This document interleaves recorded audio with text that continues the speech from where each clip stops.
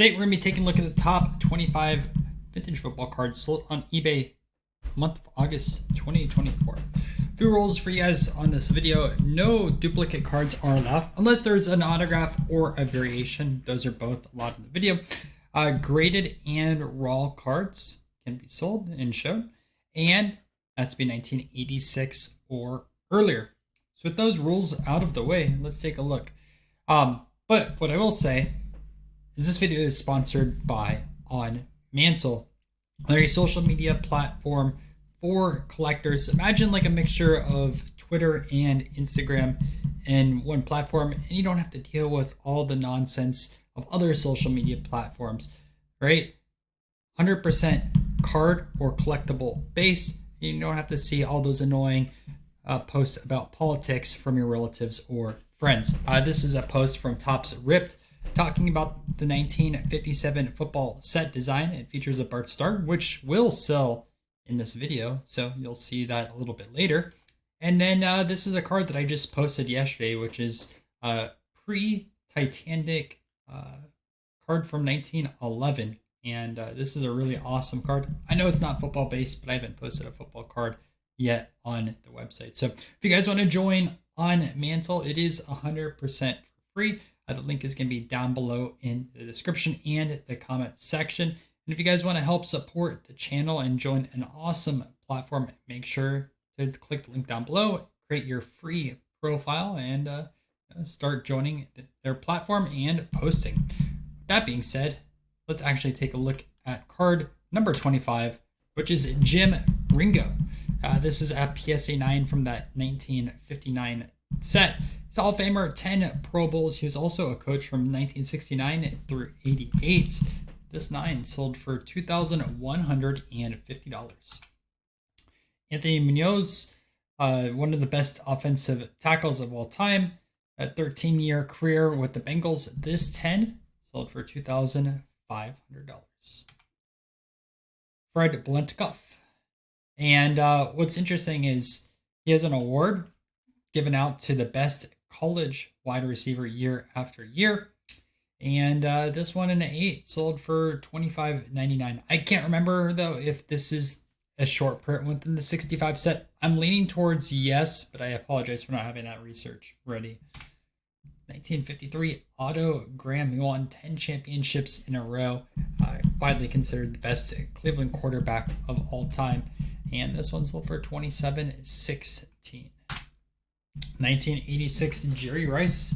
The card has a 9 grade. The autograph is authentic. Unfortunately, it's a little bit streaky. Otherwise, you would have sold the dual grade. But greatest wide receiver of all time. Many lists he's considered top 3, top 5 football player of all time. And, you know, that's what happens when you have both Young and Montana as your quarterbacks. 1953, once again, but we have a Bobby Lane over here. It's featured both in the College and Pro Football Hall of Fame. This one sold for $29.45. I can't remember if there's another Bobby Lane in this video or not. I think there is, but we'll see a little bit later. Don Hudson in 1955. This is the first Topps football set. Yes, there is felt backs and things like that, but in normal standard cardboard that people collect today. And anyways, this one sold for $3,000 in that SJC 8.5 grade. Dick Butkus, 1966, Philadelphia. He was in 8 Pro Bowls in his 9-year career. One of the greatest offensive linebackers of all time. This 8 sold for $3,050. 1955, Jim Thorpe, baseball, Olympics, football. He could do it all. This 8 sold for $3,155. John Brody, 1961 Fleer, PSA 10, quarterback for 17 years, and after retiring from football, was a senior PGA professional golfer. This one sold for $31.61. Otto Graham, once again, 1952 Bowman Small, and an 8, 3308. Les Richter, I think that's how you pronounce his last name. What's interesting, what I found is he was head of operations at NASCAR for a while, and he loved cars and racing. He was also a member of the Football Hall of Fame, inducted in 2011. 1958 Jim Brown in an SGC6. Actually, a pretty good looking copy. The centering a little off top to bottom, but left to right's not too bad. This year is notorious for bad centering. This one sold for $34.20.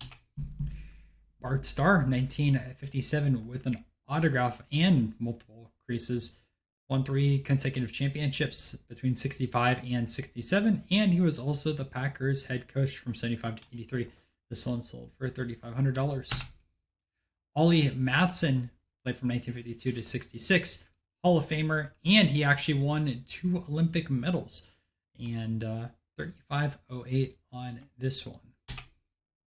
But before we jump into our top 10, let's take a look at some honorable mentions.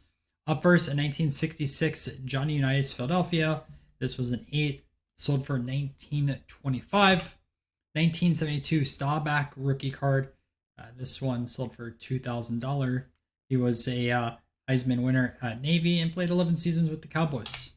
1986 Jerry Rice, just a 9, so no autograph. This sold for $2,000. And if we go all the way back, right, $2,800 with the bad autograph. So if you can still get that 9 grade, throw the auto on there. That's $800 price difference. Bull, I think the last time was Tosi, maybe it's Tossi. I don't know. I'm not too familiar, but he didn't have too long of a career. Appeared in 20 NFL games, scored 2 touchdowns, and had 265 receiving yards. I pulled that from Wikipedia. But $2,077. Decent grade, though, in A5. Tom Landry. There's an autographed copy a little bit later on, and we'll talk about him then. But this 8 sold for $2,115. Hugh McElhenney. Probably butchered that, and I apologize. But he's a member of San Francisco's famed $1 Million backfield. And he's also in the Pro and College Football Hall of Fame in an 8. This one sold for $21.25. Man, there's been a lot of 52 and 53 Bowmans that have sold this week. 81 Joe Montana card that we see essentially in every video. This one sold for $21.25 in that 9 grade. With 1986 box, the Rice Young White. This one sold for $38.75. This is an awesome Mayo Cuts plug lot. We have 10 cards over here. This was the first full football set, and actually a lot of these look pretty good. And this sold for $62.50. All right, let's jump into our top 10. So up first, Chuck Bednarik. This was another 1952 and a 8, 35-25. He was the first draft pick in 1949. Was known for a linebacker and center. Red Grange in a 6. Famous for help legitimizing the NFL, being one of the first football stars. 41.25. Which it amazes me because this card, even in low grades, is $1,000 plus, and you can get a 6 for $4,000. I would rather just save up at that point. 51 Tom Landry autograph. I mentioned this a little bit earlier, but this auto sold for $4,500. You know, I don't know if I like having the authentic grade like that on this card because it does look pretty nice. Unless it was trimmed or something like that, which I don't think it is, but I could be wrong. The autograph got an 8 grade itself, which is probably about right because it is hard to see at some points. Maybe it should have been 9, but as people have mentioned before, autograph grades aren't super consistent across the board. Regardless, he was a coach, player, and a World War II veteran, the first Dallas Cowboys coach, and had 20 consecutive winning seasons.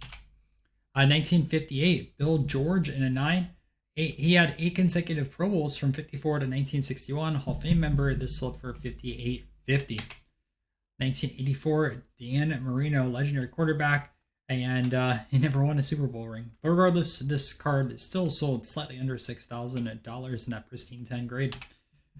Steve Young, 9.5 at Gemman. Maybe you can pull this one from that box. But this is a nicer 9.5 than the one last episode.